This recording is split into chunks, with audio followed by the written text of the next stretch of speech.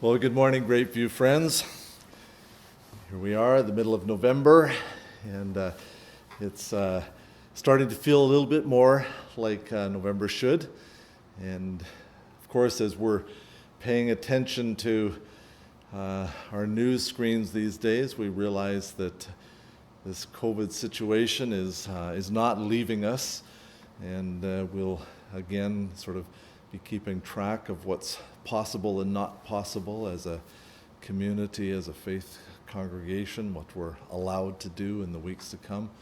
But we are still carrying on with life, and it's interesting just talking with the various families and groupings of people in our church, the comings and goings, that life still carries on. Kids are still in school, still going to work, still trying to function as we might normally expect. And so we are confident today that in the midst of this, the Lord is with us. He has not left us alone. Well, last week we were reflecting on Joshua's conversation with Israel shortly before his death, where he challenged the people to make a definitive choice about who they would serve, who they would trust. You'll remember that Joshua was skeptical about whether the Israelites would follow through on their decision to serve Yahweh. And he was right to be skeptical. Throughout the book of Judges, which follows directly from Joshua, we read story after story of Israel's disobedience, of God's judgment, of Israel's cry for help, and then God's deliverance, followed by more disobedience, and then it just starts all over again. It happens time after time in Judges. It's a rather depressing book to read from that perspective. We're gonna pick up the story in chapter 4. This is many years, decades after Joshua's death. So again, the Israelites did evil in the eyes of the Lord, now that Ehud was dead. He was a good guy who was a deliverer, but he's dead now. So because of the evil they did, the Lord sold them into the hands of Jabin, the king of Canaan, who reigned in Hazor. Sisera, the commander of his army, was based in Harosheth Hagoyim, because he had 900 chariots fitted with iron and had cruelly oppressed the Israelites for 20 years. They cried to the Lord for help. Now Deborah, a prophet, the wife of Lapidoth, was leading Israel at that time. She held court under the palm of Deborah between Ramah and Bethel in the hill country of Ephraim, and the Israelites went up to her to have their disputes decided. She sent for Barak, the son of Abinoam from Kadesh and Naphtali, and said to him, "The Lord, the God of Israel, commands you, go, take with you 10,000 men of Naphtali and Zebulun, and lead them up to Mount Tabor. I will lead Sisera, the commander of Jabin's army, with his chariots and his troops to the river Kishon, and I will give him into your hands." That was the word of the Lord through Deborah to Barak about what God was going to do. Now, there's more to this story, of course. This is just the introduction. But I want to highlight a few important points that relate to the themes we've been addressing for a number of weeks. I want us to recognize, first of all, that God is gracious. If we look back over the stories of Israel in the wilderness with Moses, we have to acknowledge that God just bends over backwards to be merciful and gracious, responding to the cries of his people, even as they're crying out of the midst of their disobedience. And this is another situation like this. Israel goes its own way, And because they've made a covenant, a contractual promise with God, if you do this, there will be blessings. If you do that, there will be consequences. In this case, we hear cruel oppression was the consequences. Now, it's not that God is actually judging them harshly. They're judging themselves. They made choices that have resulted in these outcomes. It's interesting, that's what John 3 says, that God actually doesn't condemn us. We condemn ourselves with the choices that we make. Well, of course, God hears their cry for help and speaks through their anointed leader, Deborah. Again, graciously, mercifully, God appoints a savior, someone who's going to create a good solution for them, this fellow Barak, with whom God will work to remove their oppression. It's fantastic. And as the story carries on, there's a great deliverance. And you'd think that they would learn.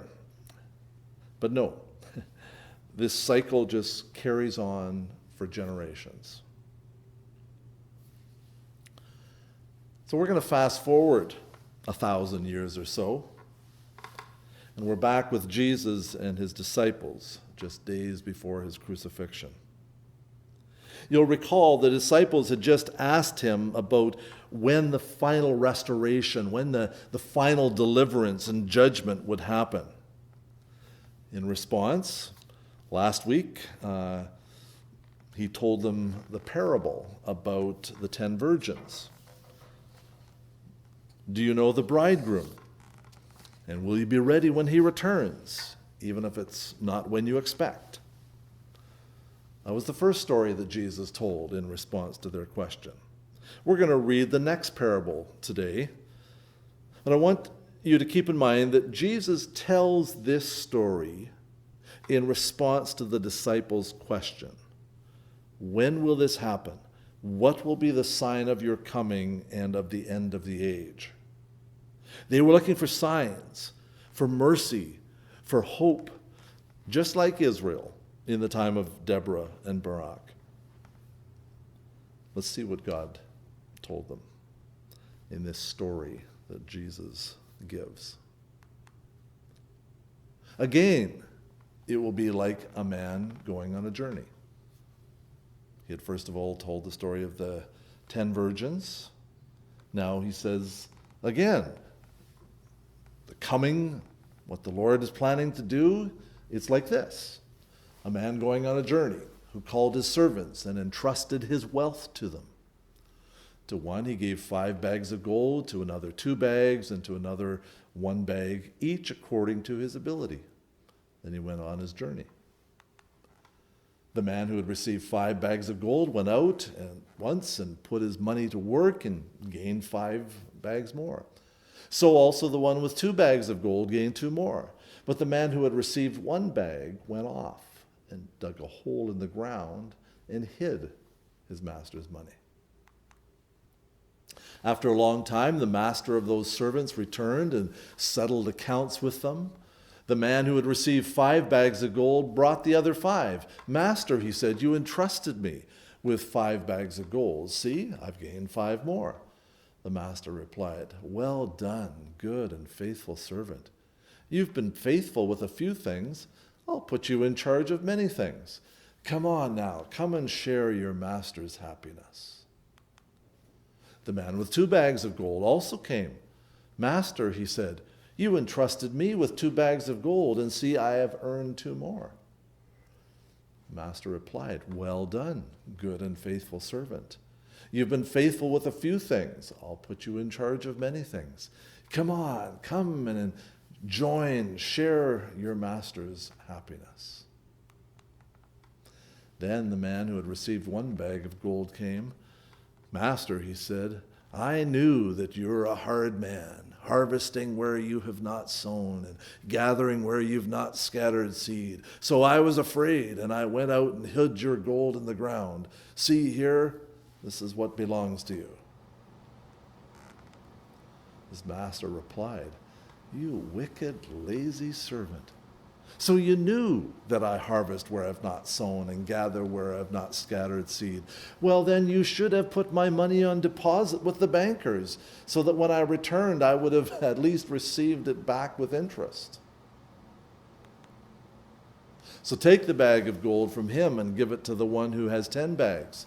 For whoever has will be given more, and they will have an abundance. Whoever does not have, even what they have, will be taken from them. And throw that worthless servant outside into the darkness, where there will be weeping and gnashing of teeth. So let's remember why Jesus told this story. He wasn't giving advice on how to be an investment banker. In fact, Jesus says several times that rich people are going to struggle in his kingdom. And sometimes this story is explained to help us think about using our talents for God. But the disciples' question was, when will this renewal of all things happen? And what will be the sign of your coming and of the end of the age? They were looking for signs of God's deliverance. That was the question they asked, and this was the story Jesus told. So the story that Jesus tells is about a master's generosity in sharing his goods with his servants. In Psalm 23 this morning we read, "The eyes of the slaves look to the hand of the master." So our eyes look to the Lord until he shows us mercy. These three men in the story looked to the hand of their master, and they were given all that their master had to give them. Generosity, grace. It's a pretty amazing story that a wealthy man would just literally give away all of his resources to his servants. So the question is, will we accept the generosity and grace of God and share it around? Or will we keep it hidden away for ourselves, afraid of losing God's favor and generosity? In Israel's time of need, God generously provided Deborah, a wise leader, and Barak, a brave warrior. God generously gave those resources to a disobedient people. And this master entrusts his servants generously. No other master would do what this one did with his servants. The story reminds me a bit of the prodigal son. The father gives away his wealth to his son. Remember that? Generously gives him the inheritance that he would get when he dies. He gives it all to him. Now, the father expresses some concern when the young man wastes it all. But when the young man returns penitent and asking for grace and mercy, the father welcomes him back with this great party. In that story, it's the elder brother who is jealous and afraid and legalistic, just like the third servant in today's story. Neither of them could see the generosity and the grace of the Father. They just had their own imaginations about who he was, rather than dealing with the reality that was there right in front of them. At the end of this story, the fearful, legalistic, selfish servant is thrown outside into the darkness. Kind of reminds us of our story last week of the 5 girls who were turned away. Seems a little harsh, but in a sense, as we think about it, it's really only the realistic consequences of his own small mind and poor choices the master was offering so much more. So we are here in a challenging moment ourselves these days. We may not be enduring the cruel oppression that Israel was dealing with in Deborah and Barak's day. Although there are Christians in this world who are living in such circumstances, as well as the pandemic on top. And we may not be concerned as much about the restoration of Israel to its former glory like Jesus' disciples were. But many of us are crying out for help. As I talk and pray with different ones of you, I realize that many of our lives are just full to overflowing. So busy that we can't stop to think, can't stop to spend time alone with the Lord. Some of us are alone or lonely, even if we are with people. I just want to throw in here for a moment that if you would like a visit from me and some time in prayer together, please send me a message or give me a call. It feels a bit awkward from my side to push into people's busy lives in the midst of a pandemic without an invitation. I have visited and prayed with anyone who's reached out, and wearing my mask, of course. But many of us are wondering, how long can this go on? And it seems like this week it may be getting worse before it gets better again. In the midst of this kind of situation, the Father, the Master, has generously responded to our cry for help. Our psalm said, "Our eyes look to the Lord till he shows us his mercy." That's the record. That's the promise of Scripture. God will not leave us alone. He hears our cry. So I wonder, are we sometimes missing the gracious generosity of the Father that has already been distributed to us? Are we like the third servant, fearful and skeptical about the love and mercy of the Master? Are we like the elder brother, jealous, bitter, frustrated, because we don't really understand the generous character of the Father? And that was really Jesus' answer to the disciples' question. You want to know about what God will do in the end?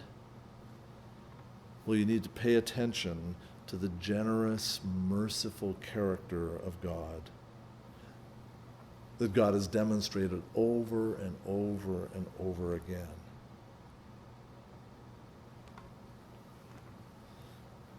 And this Master is also watching over what we will do with the love and generosity that has been given to us.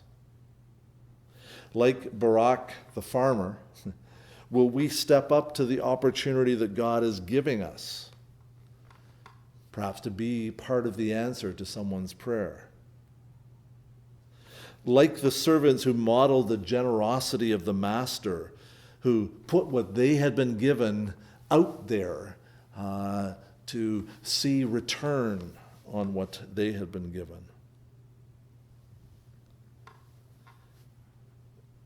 Like the servants who modeled the generosity of their Master, will we take the grace of God and the peace of Christ into our families, into our schools, into our workplaces, into the grocery stores?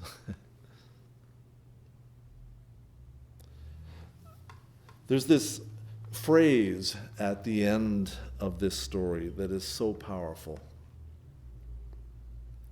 Don't we all want someone to say this to us? Well done, good and faithful servant. Come and share your Master's happiness. Are we living in that space, being recognized as good and faithful servants?